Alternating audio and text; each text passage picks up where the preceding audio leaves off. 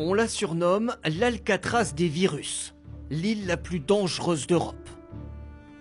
En mer Baltique, des laboratoires ultra protégés sur environ 1 km de long et 400 mètres de large. Comment sont conservés ici des centaines de virus potentiellement mortels pour l'homme? Thomas Mettenleiter dirige ce centre de recherche hors norme.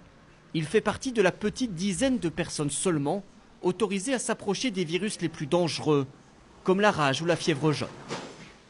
Exceptionnellement, il nous conduit au plus près des cuves de stockage. C'est à moins 181 degrés Celsius. Ici, on peut conserver les virus pendant des années, des décennies.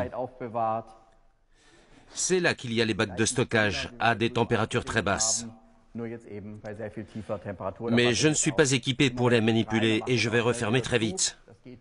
On a des virus très pathogènes dans la zone encore plus protégée, comme la fièvre afteuse pour les animaux ou pour les humains, Ebola.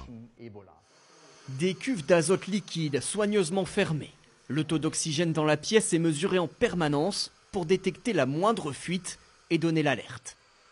Des virus conservés ici pour être étudiés depuis 1910.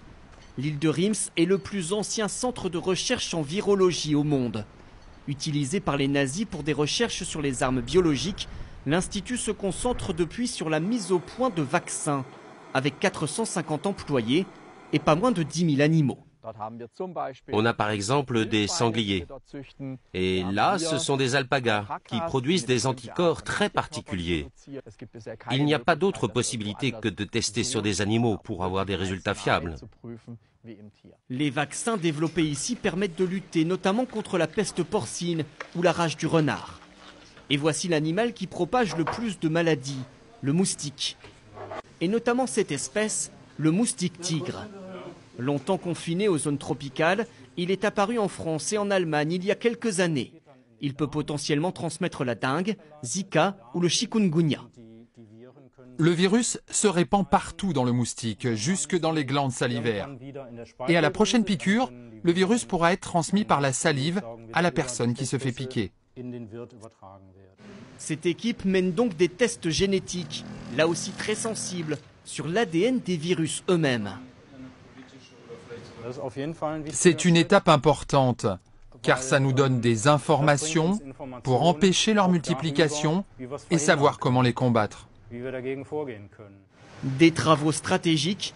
Depuis 2008, l'Allemagne a investi ici environ 300 millions d'euros.